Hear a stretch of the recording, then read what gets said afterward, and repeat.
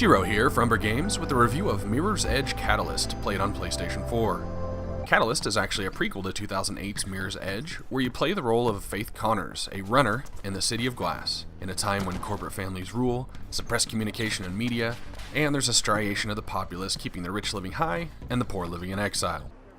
A runner is a master of parkour that takes to the rooftops to make deliveries and pass unfiltered messages to those who would fight against the unending power and corruption of the elite. Now at this point I'm not really quite sure if developer DICE is trying to paint an analogy to modern society, but I played this game instead, choosing to view the conflict as tropes. Most video games need a villain, and putting a group of people bent on controlling the masses is a story told again and again over the ages, regardless of setting. This is a channel for video games, not political commentary, so yes, I'm choosing to refuse a deeper dive on this topic. Faith begins the game locked up in juvenile detention. Want to know what she got busted for?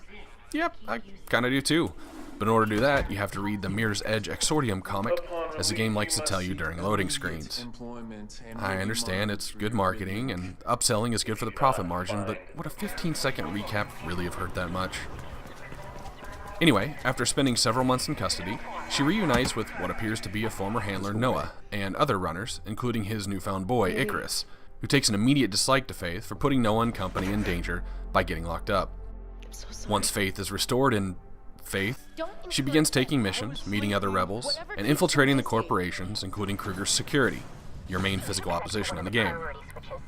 Once again, Faith can run, jump, wall climb, slide, and with the handy new mag rope gadget can also swing, climb, and pull obstacles down. Runner's vision returns, that's the red glowing of objects to show you the way to go. And now there are 3 settings, so you can turn it off if you want. There's also the Classic, which, judging by the first game, it means Runner's vision shows up randomly when it feels like it. Or there's also now Full, which will always highlight a path, albeit not always the best one. I'll admit I had it on Full while I played through the game, because the new open world map is actually pretty large, and the ability to set waypoints and follow the red objects just helps the flow. There's a pretty decent 3-dimensional map to help you keep track of areas, find activities, and locate safe houses when the heat gets too strong. So yeah, open world. It's weird to think about the first game, how it was pretty much just a corridor shooter. I mean, you're dropped in a level and most of the time you had one path through or a couple of forks here and there. The contrast of having Glass's rooftops open to you and navigating to your missions and having tons of collectibles and side quests just really made this game feel more like, I don't know, like a full game.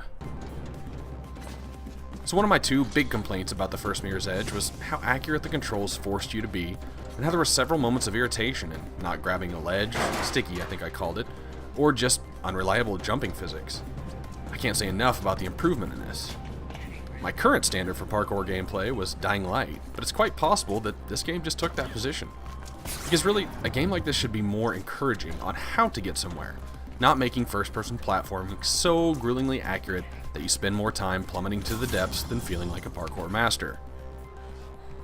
There are several types of side missions, while I'll keep the main theme of running as fast as you can and finding the best line from point A to B. This includes fragile deliveries, where you can't let the item take damage, covert deliveries, where you can't be seen by Krugersec for very long. There are dead drops and races, and Krugersec antenna sabotage, and my favorite, unlocking grid nodes. As Faith completes activities, she's awarded experience, and every 1,000 experience gains you a point to put into one of 3 skill trees, based on movement, combat, and her gadgets.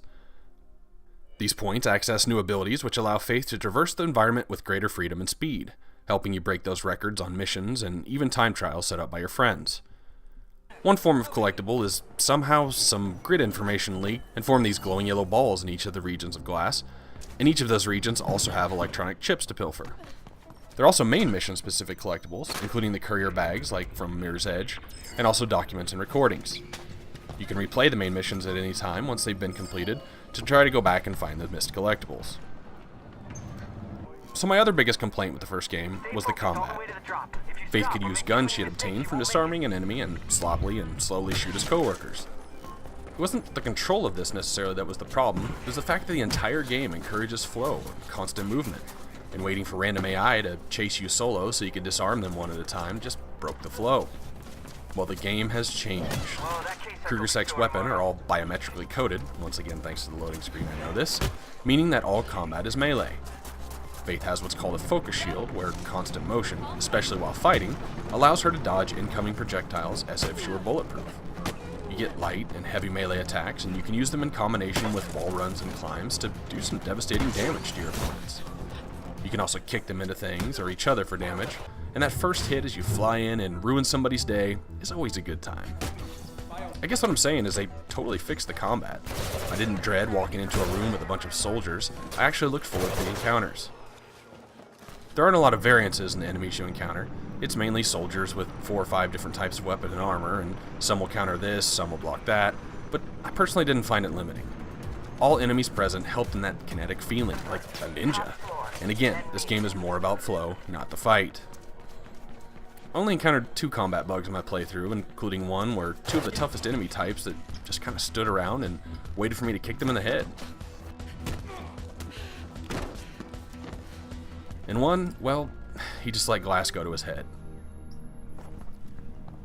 Running around on the rooftops, especially in the later parts of the game, I'd often stop for a moment just to take in the sights.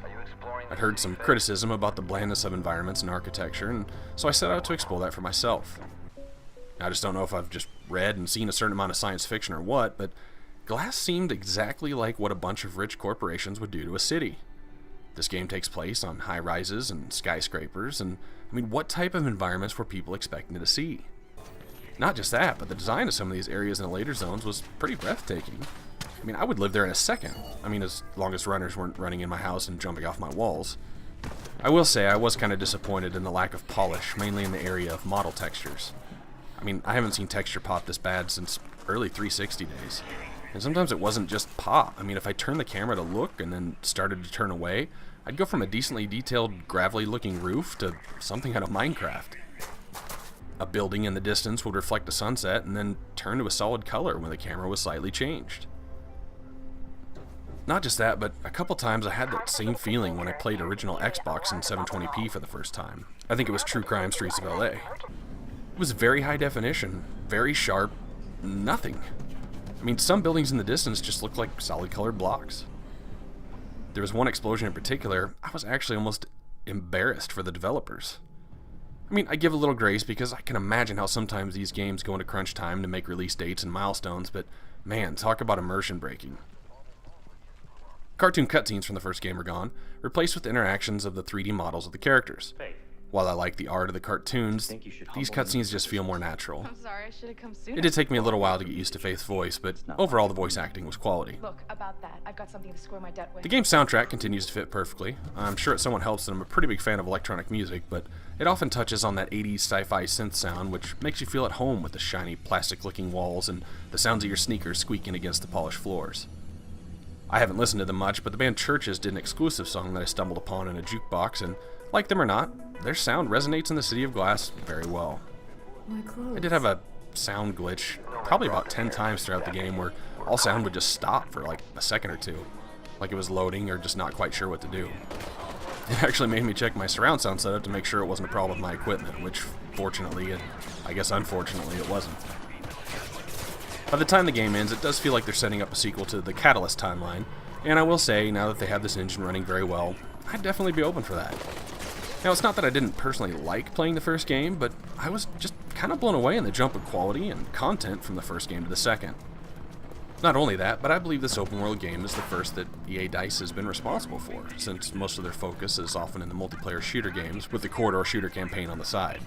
So I say, keep it up, DICE.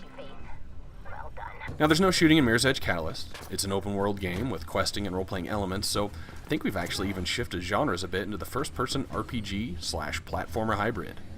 Using a true 0 to 100 scale, with 50 just being an average game, Mirror's Edge Catalyst lands at a 78 out of 100. This is Jiro for Umbra Games. Thanks for watching. If you haven't noticed, I love video games, and I love talking about them. Please feel free to subscribe to the channel and share the love. I'm also on Twitter, @Umbra Games.